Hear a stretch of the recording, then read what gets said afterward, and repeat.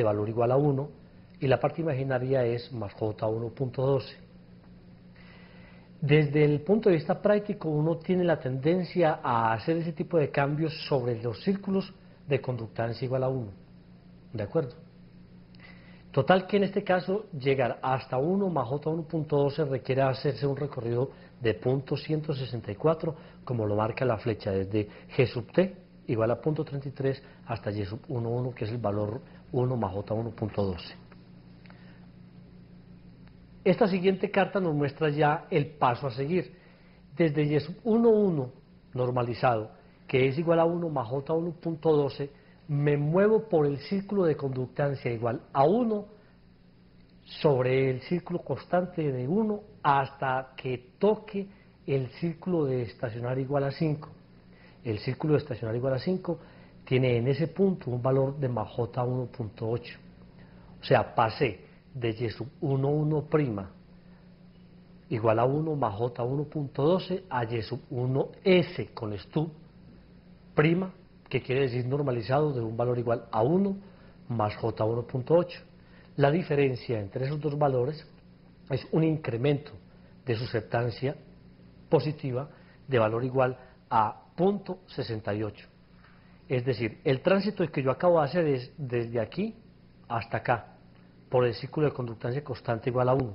El paso inicial era estar aquí en este punto de conductancia terminal igual a 0.33, me moví sobre el círculo constante hasta acá a una distancia de 0.164 y de aquí me he movido desde este punto hasta este punto sobre el círculo de conductancia constante G igual a 1 y termino en un valor Y sub 1S igual a 1 más J1.8, que es este término, cuya diferencia con J1.12 hace una diferencia de susceptancia 0.68.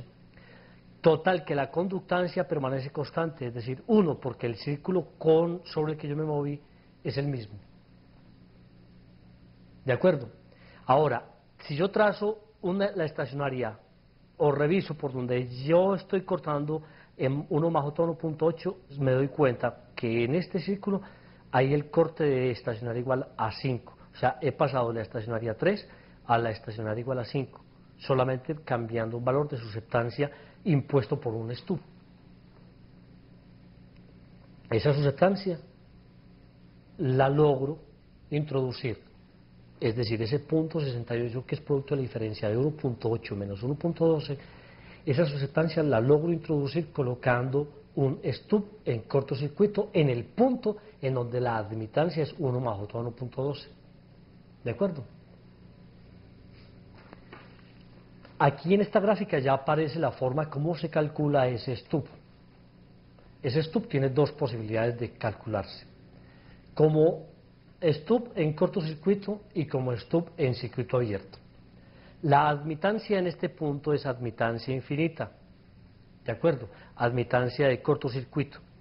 Mire, yo marco aquí en este punto el valor de más J.68, que fue el valor que introduje, muéstrame la carta anterior, Lore, que fue el valor de susceptancia a introducir, .68. Ese valor de susceptancia de .68 lo marco aquí, en la parte de arriba de la carta, que es positiva, ¿de acuerdo? Y a partir de admitancia infinita, que es cortocircuito, hago el recorrido por toda la parte de abajo en la dirección hacia el generador y termino acá en la posición del color verde. La longitud da .344, ¿de acuerdo? Ustedes revisarán, es posible que esté un poco más corrido hacia acá o hacia acá, pero la idea es exactamente la misma: partir desde donde está el punto de admitancia infinito en la dirección en que va hacia el generador y terminar en donde está el punto marcado por la prolongación desde el centro de la carta hasta este extremo donde está marcado .68 y la longitud me da .344. La otra es un stub en circuito abierto, que va desde aquí donde está el círculo, el punto, perdón, de admitancia 0, que es circuito abierto, hasta la misma posición que hemos definido para calcular ese stub. Pero la desventaja que tiene los stubs en circuito abierto con respecto a los stubs en cortocircuito es que si usted lo calcula, lo corta y lo coloca, o tiene dos posibilidades: o hacer todo de una vez o falló de una vez, pero no tiene posibilidad de corregirlo. En cambio, con el stub en cortocircuito es equivalente a usted tener la posibilidad de variar la posición relativa del stub para hacer ajustes pequeños respecto a la posición donde está colocada los extremos terminales del stub. ¿De acuerdo? Es un ajuste variable del cortocircuito que le permite a uno hacer un ajuste de la susceptancia total. Nunca la susceptancia que uno calcula es la que en realidad acaba colocando. Uno coloca o calcula un punto alrededor del cual ajusta la longitud del stub. Bueno, aquí está resumido completamente el problema. Este es una línea de transmisión, es decir, aquí es una visión global de lo que nosotros tenemos en el problema anterior. Aquí está la conductancia G sub T, me he movido por el círculo de estacionaria igual a 3, que es el que genera esa carga terminal. Esta es la estacionaria igual a 5, miren acá, la estacionaria 3 está aquí, la estacionaria 5 está acá. Este es el punto donde está la conductancia terminal. Me muevo sobre el círculo de S igual a 3, una distancia tal en que paro donde el valor de la parte real es igual a 1, que es igual a este, o Y sub 1, que es igual a 1 más J 1.12, y en este punto me muevo sobre el círculo de conductancia constante G igual a 1, que es este círculo que pasa por el centro de la carta. Sobre ese círculo me muevo de aquí a acá, en esta flecha en color verde, hasta donde está coincidiendo con el círculo de estacionaria igual a 5. Ese valor de Y sub 1S es igual a 1 más J 1.8.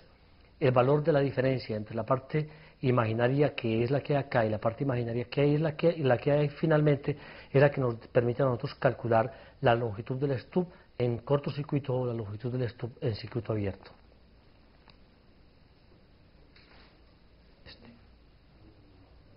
Pretende simplemente determinar la posición donde la parte real de la línea de transmisión, de la impedancia de la línea de transmisión es igual a 1, dada una impedancia terminal igual a 3 más J0. Esta impedancia terminal me genera una estacionaria igual a 3, que está aquí, es decir, este ZT igual a 3 es el que me genera esta estacionaria igual a 3.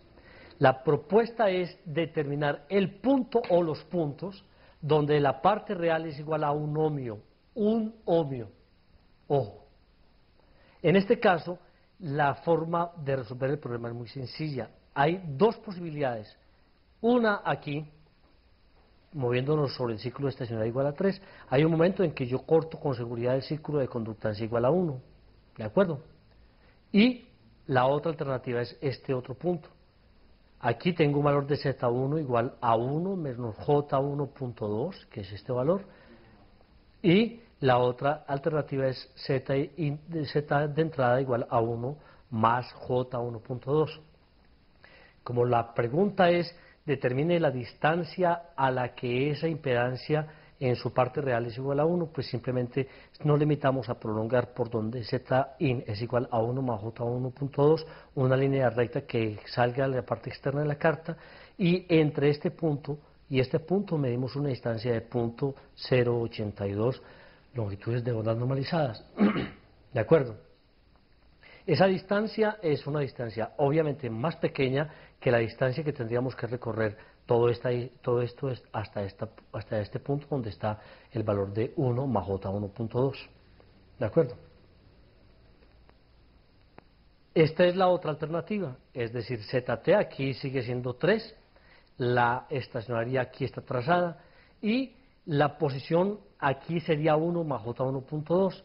La distancia que hay entre este punto, medido por la parte externa, es decir, prolongando la Z terminal, yo tengo esta posición de lectura y haciendo todo el recorrido completo hasta la prolongación por el punto de 1 más J1.2 hasta este extremo, me da una distancia de 0.414, es decir, es una distancia entre la carga terminal y la posición 2, por decirlo así, donde la parte real y la parte imaginaria son positivas, de una distancia de 0.414.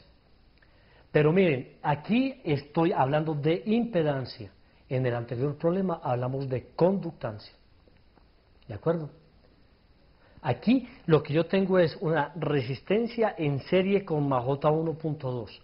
En el anterior problema yo tenía era una conductancia donde estaba Y sub 1,1' normalizada